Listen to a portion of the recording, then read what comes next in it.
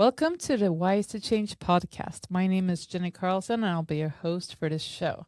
Now, in this podcast, we bring together inspiring voices from diverse paths.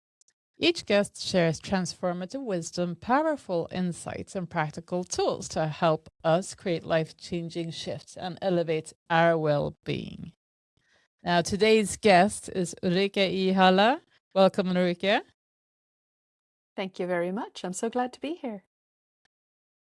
So I very much look forward to talking about our topic today. But before we do that, I want like you to introduce yourself, please, to our audience. All right.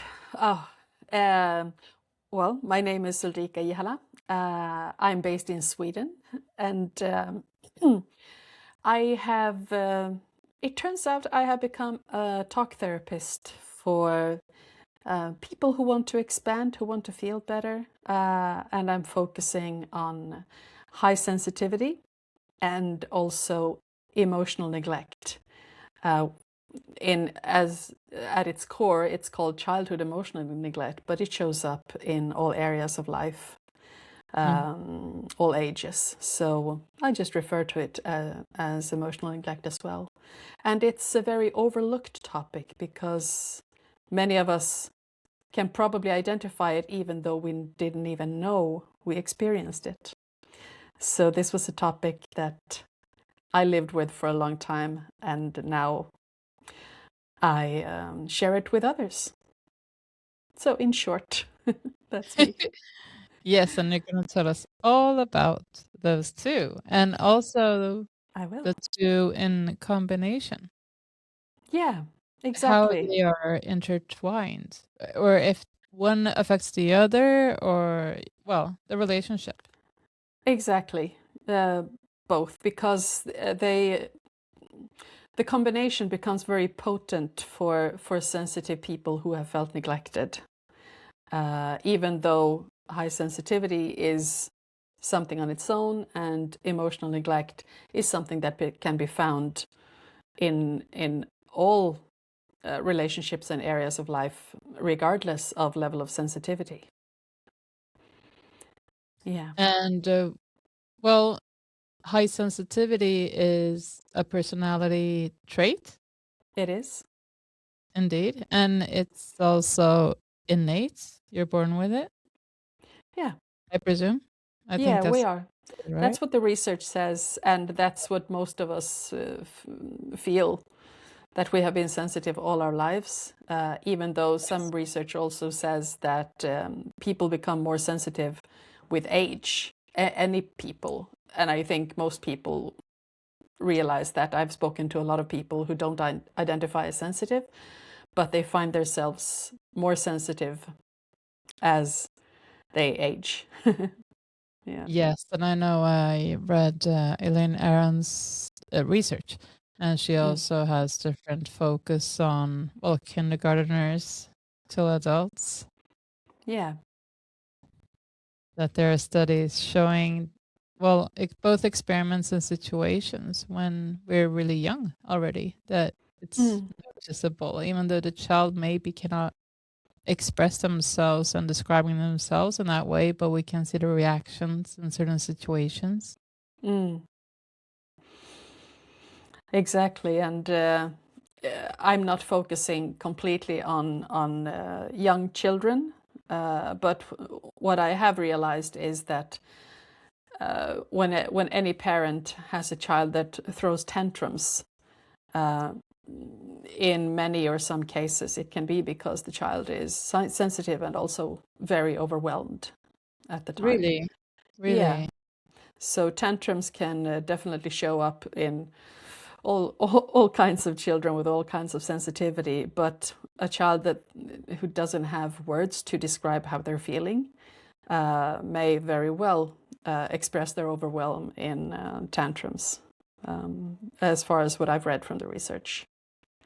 Yes, and of course a child can have tantrums without being highly sensitive too. Absolutely. Yeah, absolutely.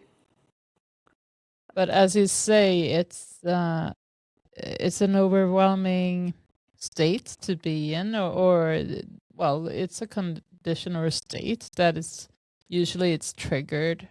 It's a response when these situations happen, these states of overwhelm, and then not being able to express in words or having the strategies to leave the setting that will may very well result in a tantrum. I can well imagine that. Absolutely. And this actually leads us into the combination of sensitivity and emotional neglect, because if you're not mirrored as a child, when you're very overwhelmed, if you feel deeply, if you react strongly, if you feel and think deeply and react strongly to something and become overwhelmed, and no adult is there to hold space for you and mirror you and soothe you and allow you to be your full you. Maybe they say, stop crying, or buck up and power through. I don't know. Then the child's emotional reaction or expression is being neglected because it's not being received from the adult. So that's one example of emotional neglect that teaches the child that what I am is wrong. I shouldn't throw tantrums. I shouldn't react this strongly. There seems to be something wrong with me, but I don't have the words to say what's wrong, so I just feel wrong. And then the snowball is rolling and becoming bigger and bigger, so to speak. Could be. So you're a talk therapist and you're also an author, and you've written a book in English called The Neglected Sensitivity. Yeah. Yes. I did. And I read it, and I remember your definition, your comment that it's not like an active state. It's more passivity. What's the word? Passivity. No? There's a very helpful phrase from the core research by the core researcher on this subject. It's an author called Jonice Webb, but she says it so well when she says, it's not about what they did to you, it's about what they didn't do for you. Right. So it's not about being subjected to abuse or overt meanness, people being mean or anything, but it's the lack of positive support. It's the lack of attunement. It's the lack of being seen or heard or held in your emotional expression. So this is the adults lacking the skills or capacity to receive and to mirror, perhaps, the child or maybe other adults as well. Yeah, because if we didn't learn it, it becomes a chain. If we don't break that chain, of course. But if our parents didn't learn this in their childhood, that their emotions have the right to be mirrored, then they just grow up assuming that this is what parenting is all about, what they learned from their parents in turn.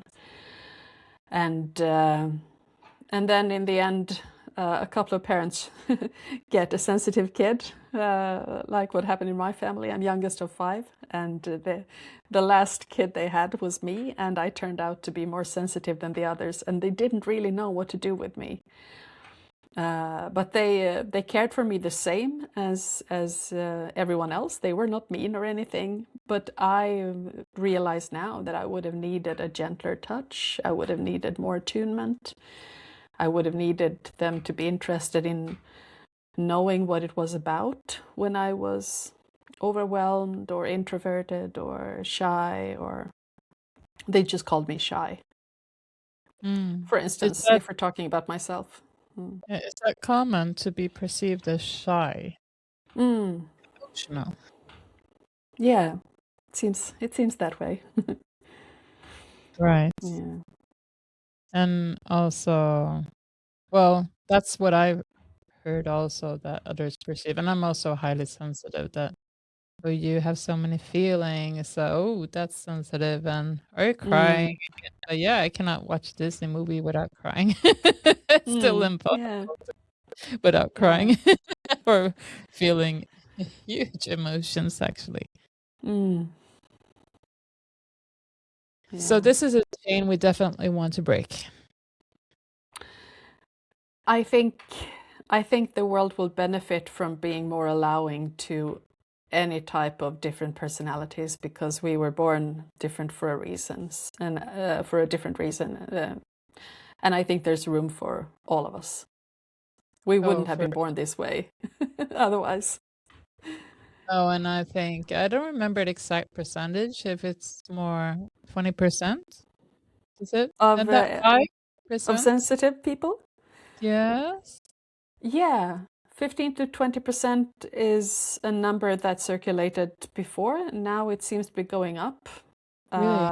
But I can't pinpoint the research. I just hear people say it, that it's closing up to 30%. And what is that? And what that is about, I have not figured out.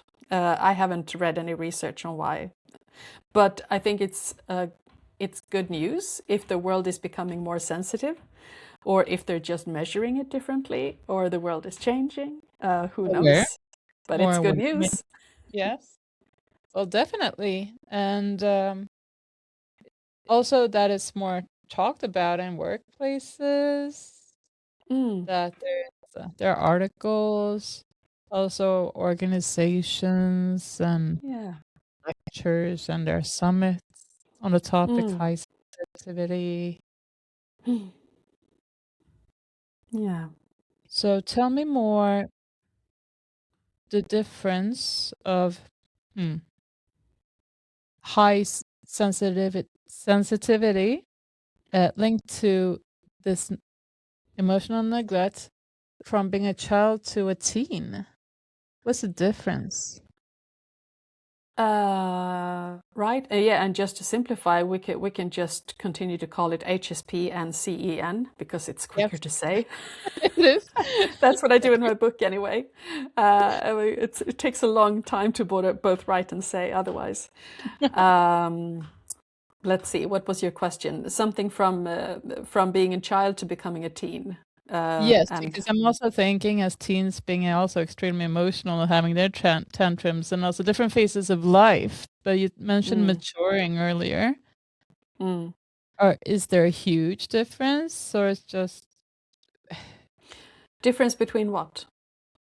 well, how to cope, I guess, and cope and understand the correlation.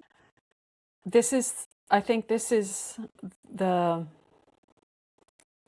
if there would be an issue, this would be it, because dealing with this or coping with this, I think, boils down to at least two things that I can see now, and it's both awareness and a space of allowance that you are being mirrored, because as a child, we can't really expect a child to be aware. It's the parent's job. Yes. It's also the parent's job to mirror. But as the child grows up to become a teenager, for developmental reasons, it becomes more aware. But if it's still not mirrored, the person might not know what he or she is aware of, and that can show up as I'm not happy, but I don't know why. I have everything. I have an emptiness inside of me. I don't know why I'm feeling bad, but I do. There's this very secret, underlying, invisible feeling of life not being okay, even though on the outside, even both for teenagers and adults, it seems like we have everything. Maybe we have a stable family. Maybe we have friends, classmates. Now I'm talking from the teenager's perspective. Things are going well in school, whatever. But we have this sense of emptiness. We have this hollow feeling of not being in touch with the world or others or even ourselves. And that usually is a very clear sign of emotional neglect, that we weren't mirrored, we weren't shown ourselves. Our parents did not show us ourselves when we were kids, so we never got to know ourselves. And that part kind of feels missing as we grow up, but it's not missing. It's somewhere inside of us, but we're not in touch with it. And that's what I help with. What exactly is it that's mirrored or not being mirrored in this case? What actions or descriptions, emotions? Usually not actions, because they're very visible and clear, but it's this Right. very almost invisible attunement, like not being fully understood when we needed to be understood. If as a teenager, let's say I'm a teenager and I'm feeling heartbreak because my boyfriend broke up with me, and my parent might, although very lovingly, say, "Oh, sweetheart, I'm so sorry for you, but someone else will come around. Don't worry, you'll find love." And then they move on and expect me to move on as well. But if I'm deeply feeling and deeply thinking and processing this on a very deep level, and I don't feel completely held in it, it will leave me with maybe an empty or hollow feeling of not feeling understood. That, okay, I'm still here in this emotional turmoil, but I'm left here alone because my mom moved on from this. And that's a very subtle sign of emotional neglect, that the mother did not stay, or father, anyone, that the adult did not stay and follow through. Right. They Yeah, assumed that it's one it's example. over. Like, oh, life goes on. Yeah, and they're not doing it to be mean. They were No. doing what they were capable of. Yeah. Right. So I hope this is a clear example. I don't know. Oh, it does, because it's really hard to pinpoint, I believe, when it's a lack of actions, because if someone does something wrong, it's an action that's negative somehow. Mm.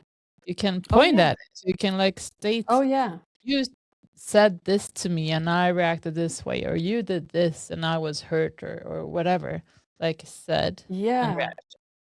But Yeah. here, If it's mm, you didn't say this. It's harder to really understand that there's a lack of a reaction. exactly. And as a child or teenager growing up in a family where this is the norm of behaving like this, that there is no open meanness. So there is no negativity to pinpoint against the parent, No. and we end up as teenagers, we end up normalizing this, but also internalizing that. Okay, so this is what love looks like in this family.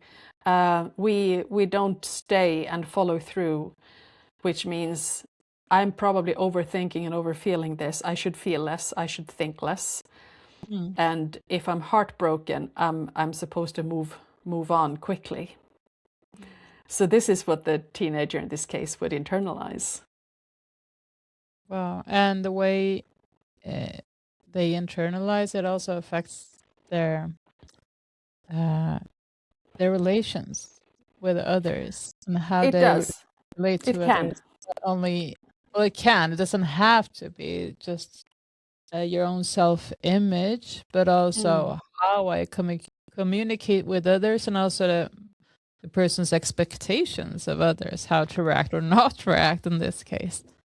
Yeah, and if this is a deeply feeling and deeply thinking teenager, it could start snowballing around, okay, my parents doesn't seem to be interested in my internal experience. I must be uninteresting to my parent. Oof. And then it goes on. It can go on because we can snowball around this. I know I did, at least. Maybe I'm alone in this, but I don't think so. I don't think so. I feel like maybe more people have experienced this, but also this. I have another metaphor that I use in my book that I used. I came across it when I was healing, and I don't know if I read it somewhere or if I made it up myself, but I felt emotionally malnourished. like I did get nourishment. I was kept alive, of course, in a sense. But I felt emotionally malnourished, like I was living on emotional breadcrumbs, and that's what I learned to expect. Also, that I can't expect any more from relationships than breadcrumbs, which meant that I took a few ill-advised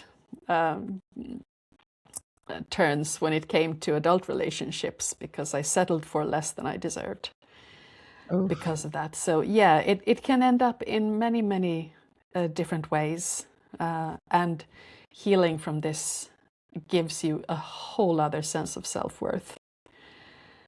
So because yeah, the feeling of being emotionally malnourished, like you didn't get the nourishment you needed as a child or as a young person, it can give you a lot of information if you felt emotionally neglected or not. See it as a love tank, if we paraphrase the love languages, that book. So if you're emotionally neglected, you have a love tank that is almost always running on empty. Oh. Or very often, at least. And it's very rare that you feel filled up. And the more I listen to you speaking about this, the more I realize it must be so not easy, but there are many risking not being aware of it. I mean how to, because I do life coaching with teens here at our school, and we talk about strategies, dating, friendship, family roles and expectations, and that's complex enough. And then this on top of that, and also I guess feelings of guilt, shame. Which feelings would you say are dominant with HSP in combination with CEN? This is completely my own estimated guess or my intuitive download. Since we are so conscientious and very prone to doing the right thing, if we feel like we did the wrong thing, of course we will feel a lot of guilt. But I think shame is the so to speak winner here, because guilt is about what I did or what I didn't do. Shame is about what I am. If I feel like I am too sensitive, if I feel like I am uninteresting, if I feel like I am not emotionally mirrored, then I will internalize it. And there's also a phrase in my book. I don't think it's my own. I think I saw it online somewhere, so I won't take credit for it. But it's something like a neglected child doesn't. What's it called? You know what? Move on. I forgot the quote. It's okay. It's okay. Maybe we'll come back. Yeah, we'll come back to it. Right. Let's see if I can look it up in my phone, but I don't want to be distracted from this conversation. How does this affect the relationship to other adults? Well, as a teen, for instance. As an adult, you might feel like you are frustrated. You're not telling your partner what you need, but then you get frustrated when your needs aren't met. You somehow magically think that they should read your mind, because if you were never mirrored as a child, you learned that expressing my needs, there's no point in expressing my needs. But when you look for a loving relationship as an adult, you might subconsciously look for, oh, this time I want to get what I always wanted. And somehow when you find someone, you put all your hopes on that person being the one who can meet your needs. And then you get together with someone and everything is fine until you have this creeping feeling of he or she doesn't seem to understand me. He or she doesn't seem to know what I need. But you don't express what you need because we were taught that it's no use. There's no point. Oh. And then we're in this spiral of being very frustrated that our needs aren't met. That's just one example. Another example can be that, and now we're touching onto attachment theory, because very often we can end up, if we have an insecure attachment on the ambivalent side, we very often end up together with an avoidant insecure attachment. And then when we become a bit needy, if we become a bit needy, the other one pulls away, and vice versa. And then this dysfunctional dance just starts happening, of pulling and pushing. So those are a few examples. Another example is this empty, hollow feeling of not feeling understood. I thought that I had met the love of my life, and maybe it felt like that in the beginning, before you kind of sniff around your healing and realize that, oh, I have an emptiness inside. What's that about? And when you realize that that emptiness is about, oh, I don't feel like my partner is really seeing me the way I want to be seen. He's not, or she is not hearing me the way I want to be heard. And when I'm upset, he or she is not holding space for me the way I would like. But still, if the person is not asking for what they need, how will the other person ever know? Because they're not mind readers. So this is a very complex, a bit dysfunctional merry-go-round in a relationship. But this is what it can look like when a sensitive person, or not so sensitive, but if they have felt emotionally neglected and this shows up in adult relationships, this is what it can look like. And then, let's say, being unhealed, I don't know if we say, I don't know, broken, but dysfunctional at least, and unhealed, and in a relationship not going so well. How, I mean, it must be so hard to realize that this is about emotional neglect. There's a pattern, because I can imagine that if you're not aware of these concepts, it's like, it's my fault, or am I just depressed? What is this about? If I've never heard the term emotional neglect, actually you were the one who taught me this amazing, beautiful, important concept.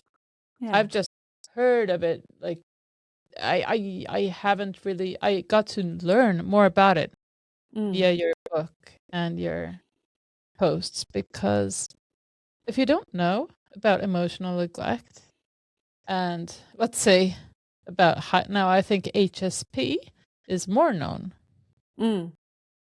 then maybe, okay, it's my feelings, I'm sensitive, that's the way I am, I make big huge things, I make mountains and molehills, like that's the way I am.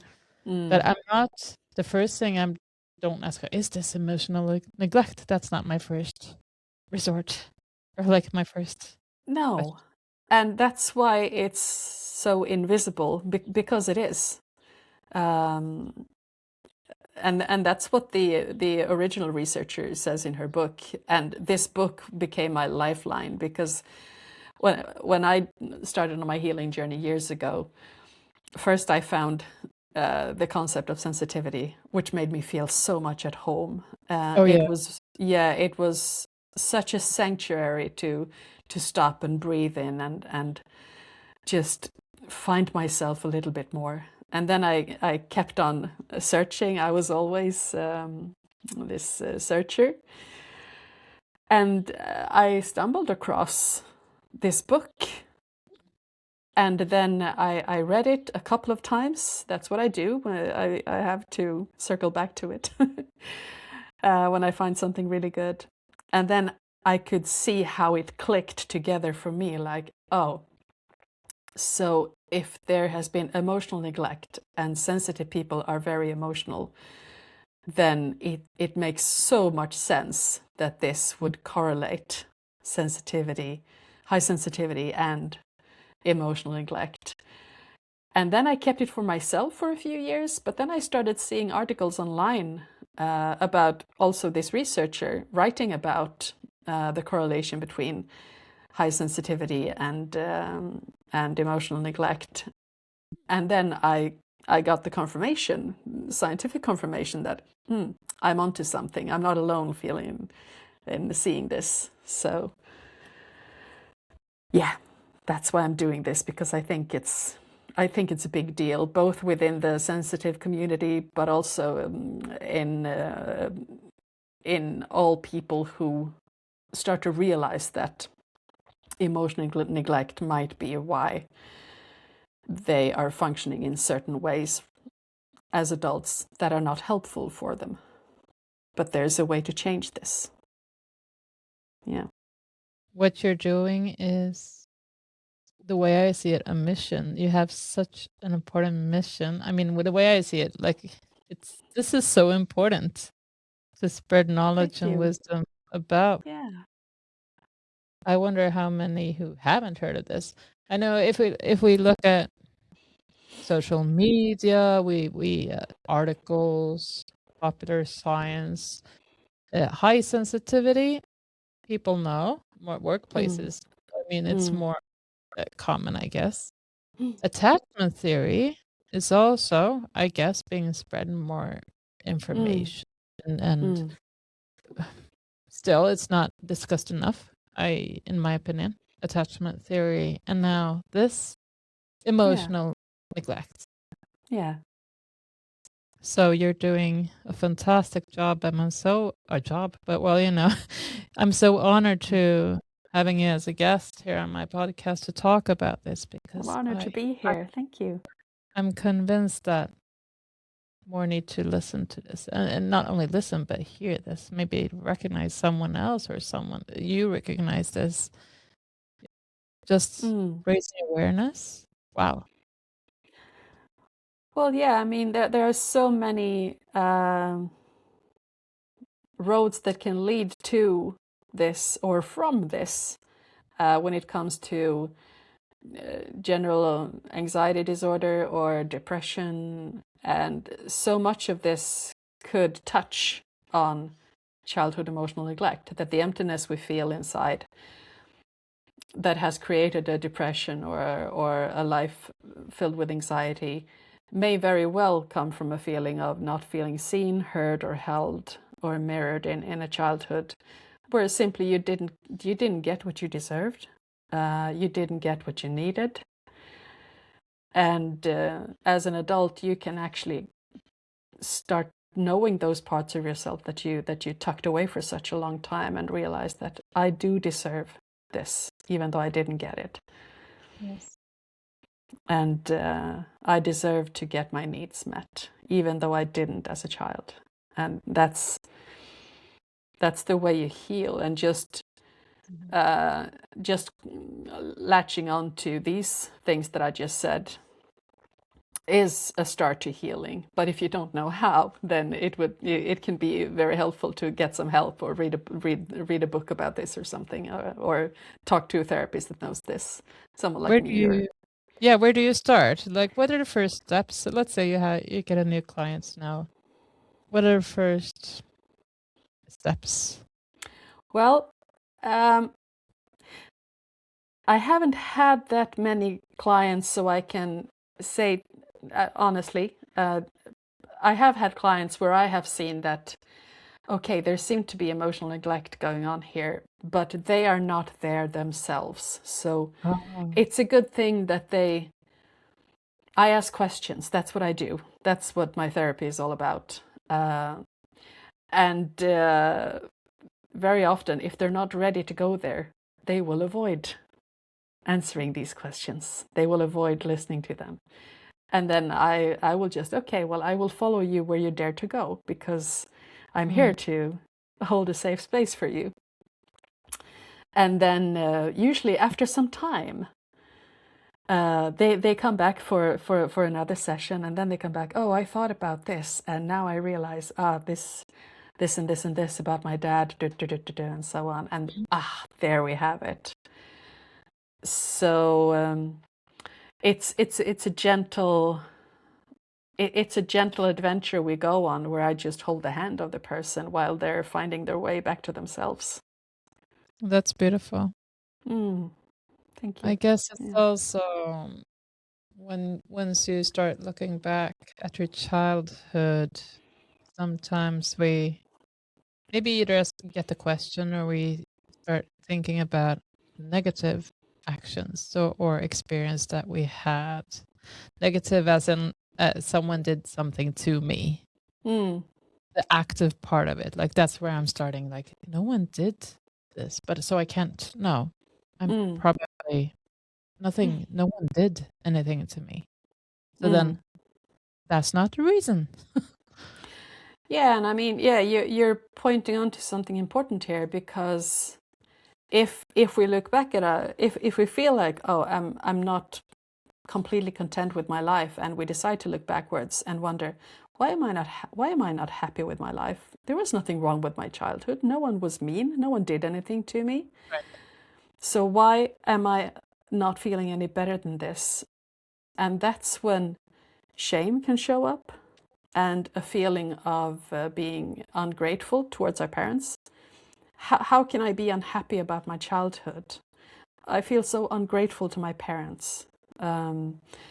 These types of feeling can show up, and this can also be a reason for why we avoid looking at this, because we feel like it would be disloyal to our parents, because we know that they did their best and my childhood was fine, but still something is missing.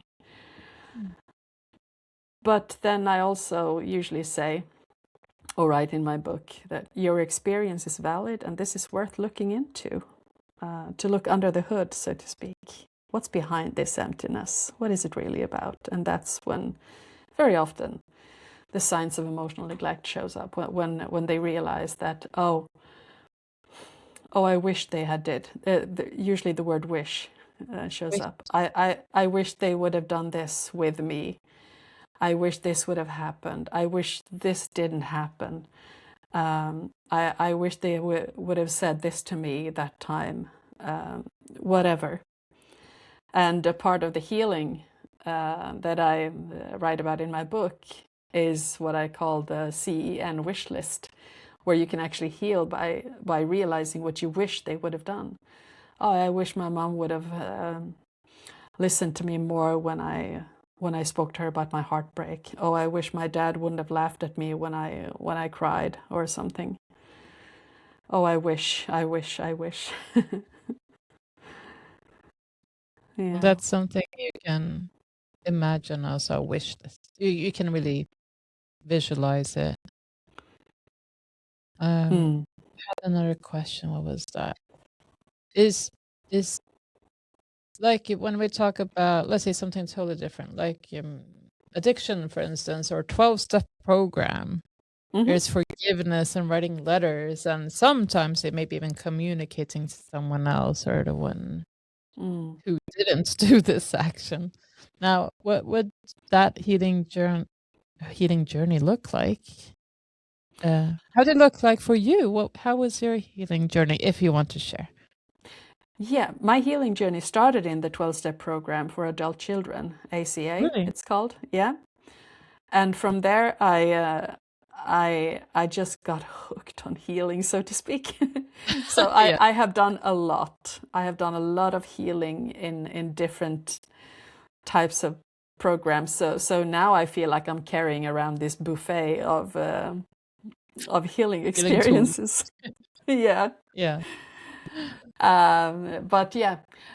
It started with the 12-step program, and while I was doing that, it took me a few years to get through it, because it's massive and also quite emotionally challenging. So it's important to be kind and self-compassionate and let it take time.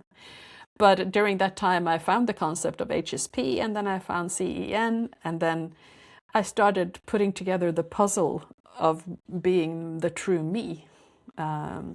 It was all about coming back to myself. It was all about getting to know my true self again. All the parts of me that I had tucked away that I had thought was undesirable to other people. All the parts of me that I had adapted just to fit in, just to feel like a sense of belonging. Is that important, or is that common that you want to fit in, like you become a chameleon, or somehow I'd not say having your so. own integrity? Ask your teenagers. Yeah. As I can ask mine, since I'm also a teacher. I mean, but I think we want both. We want to be unique, but we want to fit in at the same time. It's a Oh complex. yes. At least that's what I wanted when I was in high school. I wanted to fit in, but I wanted to be very unique. And That's so teen. navigating that was not very easy, because since I was sensitive, but I didn't know it. But yeah, anyway, where was I? My healing journey. Well, Yes. getting to know yourself, I would say, is the largest key to the largest keyhole in getting to know yourself, in unlocking yourself and unpacking everything that you tucked away. That's actually all you. How did you get to know yourself? Did you meditate? Did you journal? Like, how did you do it? I journaled, but also since no one had ever, at least I have felt that no one was ever curious about me. So I had grown up thinking that I was uninteresting and I was not curious about me. I didn't know myself. All I No. did was adapt to fit in. So getting to know myself was not obvious to me. So in the 12-step program, there are a lot of questions. When you work with the steps, you work with a workbook, and that workbook has a lot of questions, Okay. self-reflecting questions. And I realized that I love being asked questions because I don't know how to access myself without questions. Wow, that's also fascinating yet Yeah. scary that without questions, you needed an external stimulus to wake up.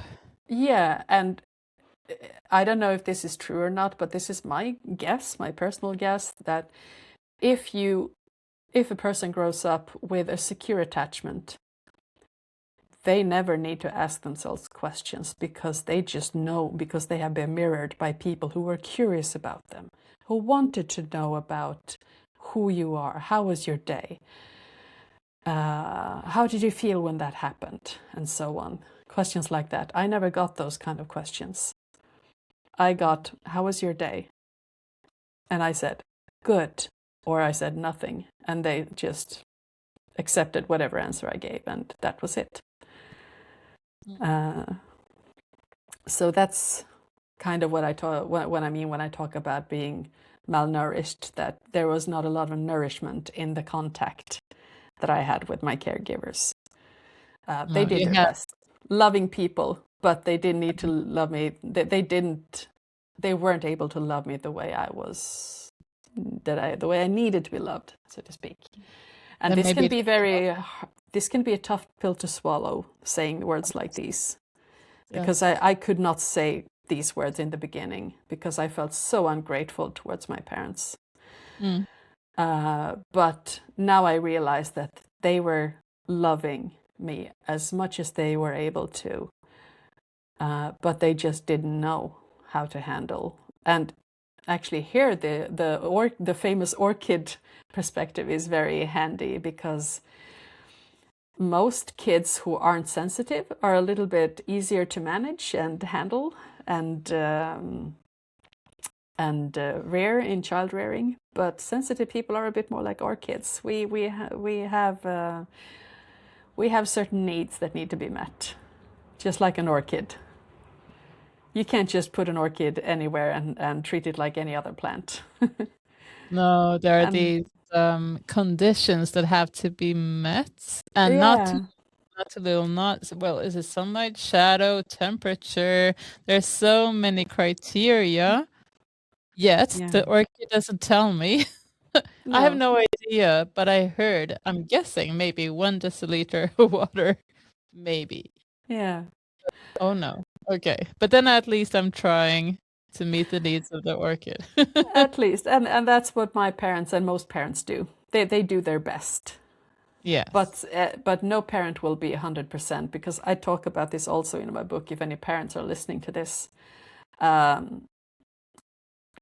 you're not supposed to be 100% successful as a parent. You're not supposed to meet your kids 100% of the time, because at some point your child would start crying at rush hour in the supermarket, and that child has to wait for a few minutes before they can be held or met.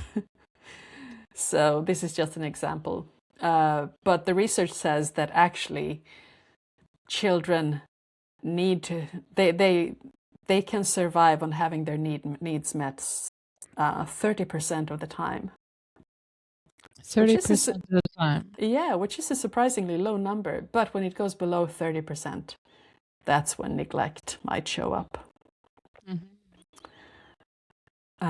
So for any parents listening and wondering, both, was I emotionally neglected, or am I neglecting my child? Yes. Yes, but it's normal. We are supposed to survive a little bit of neglect, just not too much, because we can't expect to be met all the time. None of us will get everything we need at all times, not No, from that our would be partners or unbearable as well. Or not that way, but the energy invested. Like, I have to make my children happy now, and everything is perfect, and that's just the standards, and it doesn't sound reasonable either. chances are you will raise a couple of perfectionists that will end up with a lot of shame if they're not perfect. And now we're still talking about chains, Yeah. patterns, family patterns, and Yeah, and a shame is this invisible soul poison that shows up. We can't see it, and we certainly don't want to feel it. But nevertheless, it shows up in most of us, in all of us, I would say, from time to time. So, if you were to give listeners a question or food for thought, something to reflect on, what would you give them now? Depending on side and role, of course, can have many perspectives, of course. Well, one question would be, what would you have needed that you didn't get? And it can refer to anything, whatever shows up for you. But if you look back on feeling unmet, feeling empty, that something was missing, all right, so think about what was missing. What would you have needed that you didn't get? And this is the wish list. It's part of the wish list, yeah. You can also ask yourself without writing it down, but it definitely triggers some thoughts. Well, yeah, because I mean, depending on where we are in our presence to ourselves, I think most people, whether you were neglected or not, can certainly find something. Oh, well, I needed this. And as a parent, I ask myself, I'm wondering if I should ask myself more often, do I give my children what I need? It's also hard being a parent, and well, life is complex, and I'm glad that I'm asking myself, but also, am I doing enough? And it's so hard and advanced, complex. But I mean, the good thing is that you can always ask both yourself and your children, what do you Yes. need? What do you need? Yeah. That basic question, yet it's what's the word? Essential. It's basic yet essential. What do you need? Yeah. What can I give you? What can I Yeah, provide? How and maybe can it's not all, it doesn't have to be about what you can give them. Just what do you need? I need space. I need a hug. I need a glass of water. I need love. I need a boyfriend. I need to study for my test. Could be anything. Just what do you need? Sure. What do you need? I'm just gonna write that down Yeah. because it's so basic yet, oh wow, so important. What do you need? Yeah. And I would say, for me, one huge antidote to emotional neglect would be curiosity. It feels like that's the opposite of neglect. If I'm curious about you, how are you today? How did you think? And also, I would tread carefully with teenagers because they don't always want us to be curious about what they're doing. No, and they can become suspicious as well. Like, why you're asking Yeah. all the questions right now? If I start asking everything when I come home, like, Where did you what's go? Who wrong did with you you meet? right now? Like, what have you heard? Have you talked to my teacher? Yeah, but in general, and whenever awareness of emotional neglect has shown up, curiosity is a beautiful thing. I love that word. It's one of Yes, my favorite I do too. words.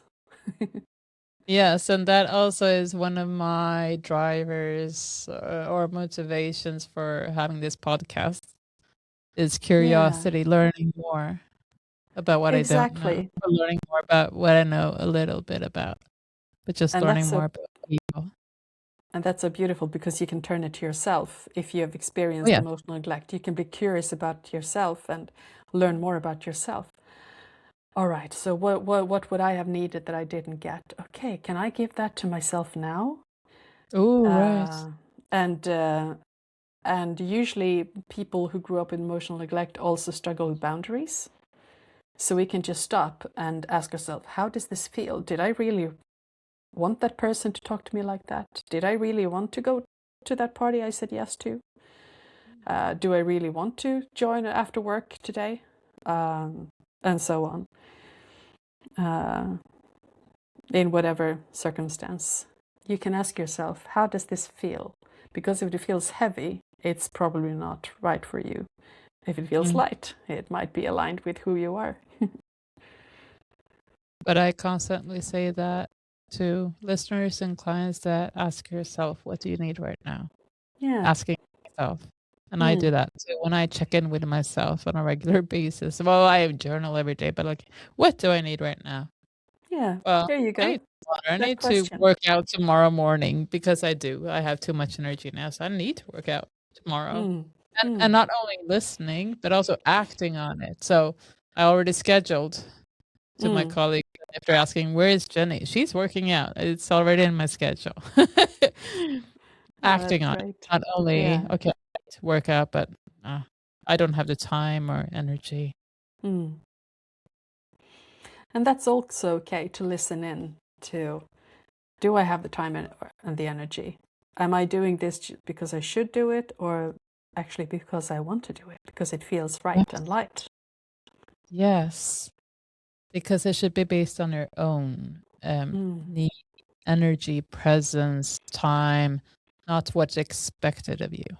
Mm. Mm. Lovely advice and questions. Food for Mm. thought. Thank you very much, Ulrika. Thank you. Now, when the listeners want to get in touch with you, which ways of contact do you have? How will they reach you? Well, I try to show up. Well, I do show up on Instagram every week, a couple of times per week, with stories and posts. And my business is called Sensing Floasis. So if you write Sensing Floasis when you search on Instagram, you will find me. I also have a website called Sensing Floasis and a Facebook page, but mostly on Instagram. And that's also the email address, a Gmail, sensingfloasis@gmail.com. if people want to get in touch with me, if they're curious, and that's an email is also what you send to me if you would like to read my book, because the first chapter is always free for anyone, and it's an ebook, so I will send you a link that you can download on your device. And then if you like the chapter and want to read more, just reach out and buy the book. Which is not very expensive because it's quite a small book, but I think it's I like it. It's important. I'm not a writer. It turns out I am, but I never thought I would write a book. I kind of slipped into it, like on a banana peel. I accidentally wrote a book. So I still give myself the hiccups when I say I'm a writer. But yeah, I wrote a book, and I wrote a book in English and Swedish at the same time. So here it is. Yes. Whoops. Yeah. Thank you so much, Ulrika. And I will also send you the links in the description to this episode. You listeners can also click the links and get in touch. Lovely. I look so much forward to more people knowing about this. This is so overlooked. This is gold, personal development gold.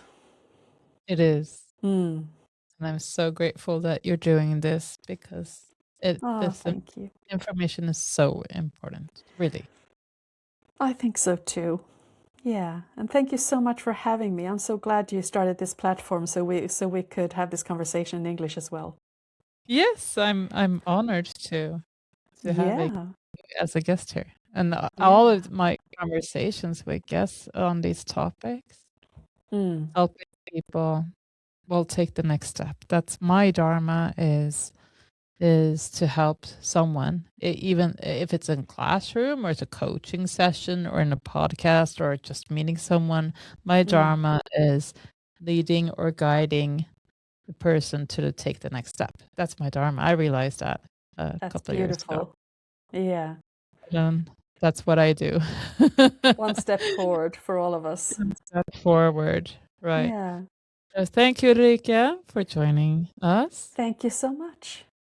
And thank you to all listeners out there supporting this podcast, also listening, and you also share the episodes, and you contact me because you want to be a guest on my show, as well as recommending guests to me who you want to listen to, having a conversation. So I am not overwhelmed. I'm super grateful. I'm very grateful and blessed to be here doing this together with all of us, because this is also creating a better world for us with the compassion and humanity, and no one should be alone out there suffering.